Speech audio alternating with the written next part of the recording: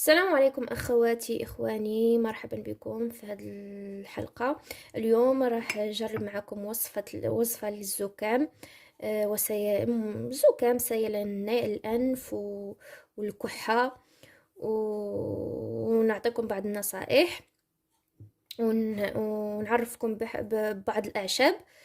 ونقول لكم الخصائص ديالها كل واحد مهم، وشنو فاش غادي نقدروا نستعملوها. مثلا هنايا عندنا هذا هو الفليو. هذا فليو. غادي الاخوان اللي ما كيعرفوش شنو هو فليو، انا غادي نكتب لكم شنو هو الاسم. هذا العرعار، هذه عشبة العرعار. سوف أكتب الاسم باللغة العربية إن شاء الله. وهذا عشبة الأزير أو إكليل الجبل، باللغة العربية اسمه إكليل الجبل، سوف أكتبه كذلك. وهذا هذا الشيح، وكذلك سوف أكتبه باللغة العربية. وهذا الشيح مفرتت. انا غادي نوريكم الشكل ديال الشيح كيفاش كيكون في هكذا كيكون في الارض مغروس بحال هكذا. هذه هي العشبه ديالو، من بعد فرتتناها. يمكن هذا كان شويه قديم وهذا جديد، هذا حيدته بيديا وهذا شريته. المهم شوفوا الفرق بين تشريو راسكم وتحيدوا انتو. مهم. وهذه عشبة السحتر او الزعتر، او حتى هي ندير لكم الاسم ديالها باللغة العربية. المهم هذه هاد الاعشاب كابحة للجراثيم والفيروسات. احنا حاليا كنحاربوا واحد الفيروس اللي كيحاربوا العالم كامل كيحاربوا. مهم فيروس، بكتيريا، مهم جراثيم. مهم هاد الاعشاب كيحاربوا زوينين حتى بعض الوصفات راه يصلحوا مهم غاديش ندخل في هذا الشيء. مهم وكاينين زيوت الطياره. هذه اعشاب. الناس اللي قدروا يجيبوا الاعشاب يجيبوهم، لا الناس اللي ما قدروش يجيبوا الاعشاب يمشوا للفارماسيان ياخذوا زيوت الطياره. زيوت الطياره او لي زويل سونسيال ديال السحتر او ديال فليو او ديال الشيح او ديال اكليل الجبل او ديال العرعار. كلهم هاد الاعشاب هادو كيتباعوا عندهم الزيوت الطياره ديالهم. الناس اللي ما قدروش يوصلوا لهذا الشيء، الزيوت الطياره هي اقوى من هادو. الزيوت الطياره ديالهم اقوى منهم. اللي ما قدرش يشري زيوت الطياره ان شاء الله الرحمن الرحيم، انا ما عنديش، ولكن دابا نمشي نصور لكم كيفاش دايرين زيوت الطياره ديالهم وغادي نوري لكم. اش بغيت نقول لكم. المهم غادي ندوزو. المهم هنا عرفنا الاعشاب، من بعد غادي ندوزو لطريقه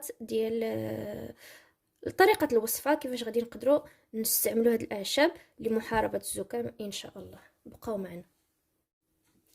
غادي ناخدو بول بحال هكا او كاسرول او اللي كان، المهم شي حاجه غارقه بحال هكا، ونخوي فيها الماء طايب هكذا. ومن بعد ناخدو، الا كان عندنا السحتر نديرو غير السحتر، كان عندنا غير واحد نديرو واحد.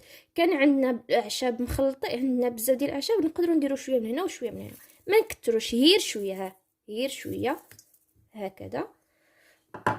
ناخدو شي شويه اكليل الجبل، شويه العرعار، شويه صافي. انا نديرهم كاملين، وهذا نديرو شويه وغادي نغطيو نديروهم بحال هكا. غادي ناخدو واحد الفوطه ونديروها فوق الراس ديالنا، ونستنشقوا هاد البخار اللي فيه زيوت الطياره ديال هاد العشوب، ولمده لا تزيد عن دقيقتين. ما خصناش نكتروا، مده لا تزيد عن دقيقتين، دقيقتين كافيه. ونواظبوا عليها لمده 5 ايام. الناس اللي عندهم نورمالمون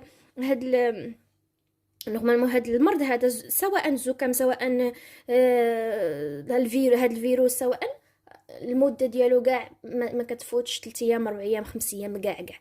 ولكن بعض الناس راه فات لهم حتى 10 ايام 2 سيمانات الكحه مابغاش تمشي. الا داومتيو ان شاء الله الرحمن الرحيم، الا داومتيو على هذا الشيء مره واحده في اليوم لمده دقيقتين، ان شاء الله الرحمن الرحيم غادي تبراو دغيا. غادي تمشي لهذا، غادي تمشي هاد الكحه، وغادي يمشي داك السيلان، خصوصا الكحه وسيلان الانف. وواحد النصيحه اخرى، نغطي هذه الشقه من بعد، انا غادي نستعملها. اوكي. نصيحه واحده اخرى هي حاجه ضروريه فاش نكونوا مرضين بالكحه، المهم بالزكام او بالفيروس، خصنا نغطيو الراس ديالنا، نغطيو الراس ديالنا مزيان. الراس خصو يكون سخون، وهذيك الحفره اللي كتكون في العنق القدام، في هذيك الحفره حتى هي خصها تغطى مزيان، لان البرد كيغلبنا، كيدخل من تماك. البرد كيدخل من الراس وكيدخل من هذيك الثقبه اللي عندنا في العنق، هذيك الحفره، مش الحفره اللي عندنا في العنق، كيدخل منها البرد. اذا فاش نكونوا مرضين او بلا ما نكونوا، مهم دائما الراس، خصوصا فاش نكونوا مرضين دائما الراس خصو يكون مغطي. نغطيو الراس ديالنا مزيان، وهكذا، ونغطيو هذيك الحفره اللي كتكون عندنا في العنق تكون حتى هي مغطيه مزيان. وان شاء الله الرحمن الرحيم بالشفاء العاجل لكل واحد، والله يشفي كل واحد، والله يرفع علينا هذا الوباء.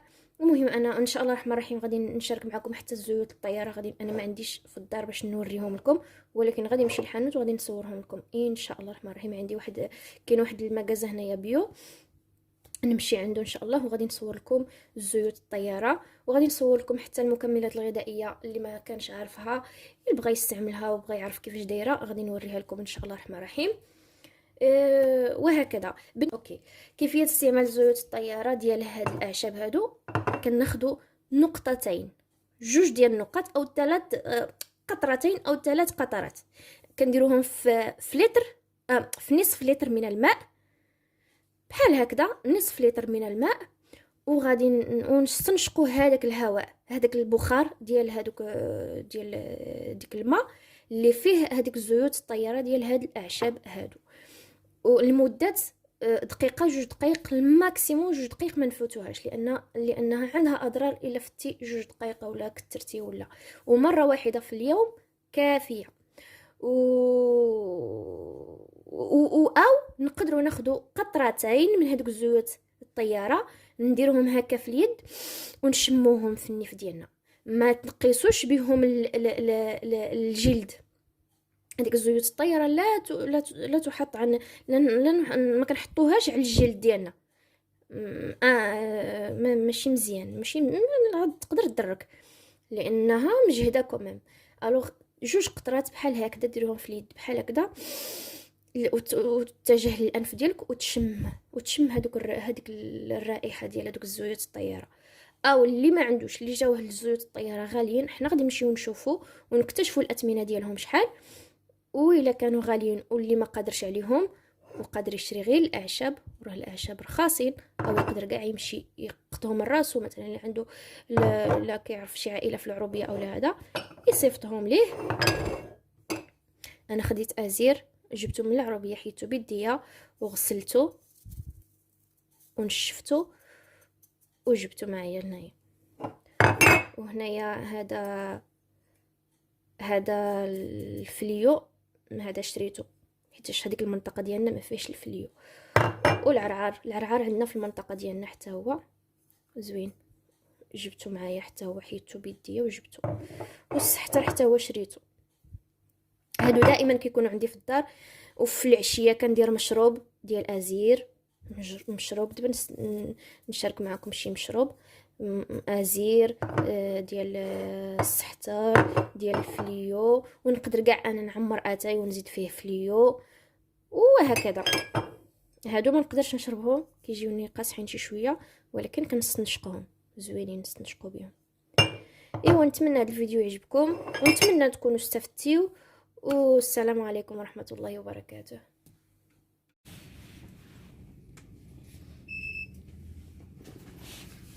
ठीक है।